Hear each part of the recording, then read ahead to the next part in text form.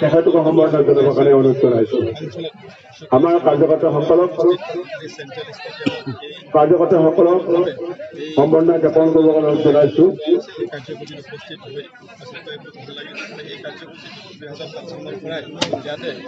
নিৰবিচ্ছিন্নভাৱে আমাৰ অনুষ্ঠিত কৰি থকা ইয়াৰ পিছত আৰু ইয়াতে কালি মুখ্য উত্তোলক হিচাপে আমন্ত্ৰণ কৰিছিল। পতাকা উত্তোলন কৰি নিজকে পৰিৱেশন কৰিব জাতীয় বিভিন্ন কেন্দ্ৰীয় বিদ্যালয়ৰ ছাত্ৰ ছাত্ৰী। তাৰপিছত গীত পৰিৱেশন পৰেশ কুমাৰ জাতীয় বিদ্যালয়ৰ ৰীত কুমাৰ আৰু নৃত্য পৰিৱেশন কৰিব এদিনা মাৰা পৰে। হৈছে যে ভাৰতবৰ্ষখনক বিশ্বৰ ভিতৰত এক শক্তিশালী বিকশিত ৰাষ্ট্ৰ হিচাপে নিৰূপণ কৰা আৰু সেই ক্ষেত্ৰত নিশ্চিতভাৱে ক'ব লাগিব যে প্ৰধানমন্ত্ৰী ডাঙৰীয়াই সফল হ'বলৈ আগবাঢ়িছে। কাৰণ 2014 চনত ভাৰতৰ যি অৰ্থনৈতিক শক্তি বিশ্বৰ ভিতৰতে দশম স্থানত আছিল।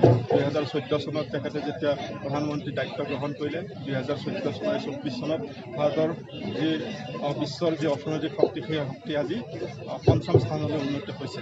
আৰু অহা এই 5 বছৰত ভাৰতবৰ্ষ যাতে বিশ্বৰ তৃতীয় অৰ্থনৈতিক শক্তি হিচাপে নিৰ্মাণ কৰিব পাৰে তাৰ সংকল্প ইতিমধ্যে লোৱা হৈছে। আৰু সেই ক্ষেত্ৰত আমি দেশবাসী এই সংকল্পত অংশগ্ৰহণকাৰী হিচাপে সকলোকে অংশগ্ৰহণ কৰাৰ কাৰণে আহ্বান জনাইছে আৰু নিশ্চিতভাৱে এই সফল হ'বলৈ গৈ আছে।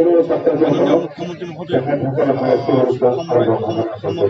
ভাৰতবৰ্ষৰ ভিতৰত 5খন ৰাজ্যৰ ভিতৰত অন্যতম এখন ৰাজ্য হিচাপে গঢ় দিয়াৰ যি সংকল্প লৈছে, এই ক্ষেত্ৰতো নিশ্চিতভাৱে ক'ব লাগিব যে অসম সেই স্থানলৈকে গতি কৰি আছে। আৰু সেইকাৰণে মাননীয় মুখ্যমন্ত্ৰী মহোদয়ে দিনে ৰাতি আজি কাম কৰিছে। বিটিআৰ অঞ্চলৰো এই ক্ষেত্ৰত পিছ পৰি থকা নাই। বিটিআৰ অঞ্চলৰ বিটিআৰ চৰকাৰখনেও আজি বিটিআৰ অঞ্চলত সামগ্ৰিকভাৱে শান্তি প্ৰতিষ্ঠা কৰি উন্নয়নৰ দিশত আগবাঢ়ি গৈছে। গতিকে সামগ্ৰিকভাৱে ৰাষ্ট্ৰই হওক, ৰাজ্যই হওক বা আমাৰ বিটিআৰ অঞ্চলেই হওক, শান্তি প্ৰতিষ্ঠাৰ ক্ষেত্ৰত সফল হৈ এই যি আমাৰ সপোন, সেই সপোন বাস্তৱ ৰূপৰ ক্ষেত্ৰত হ'বলৈ গৈ আছে। গতিকে মই আজিৰ এই প্ৰাৰ্থনাত মই আমাৰ মাননীয় প্ৰধানমন্ত্ৰী নৰেন্দ্ৰ মোদী ডাঙৰীয়াক, আমাৰ গৃহমন্ত্ৰী অমিত শ্বাহ ডাঙৰীয়াক, অসমৰ মুখ্যমন্ত্ৰী মাননীয় ডক্টৰ হিমন্ত বিশ্ব শৰ্মা ডাঙৰীয়াক আৰু বিটিআৰৰ প্ৰধান মাননীয় প্ৰমোদ বড়ো ডাঙৰীয়াক আৰু দেশবাসীক আন্তৰিকতাৰে এই স্বাধীনতা দিৱসৰ শুভেচ্ছা জ্ঞাপন কৰিছোঁ।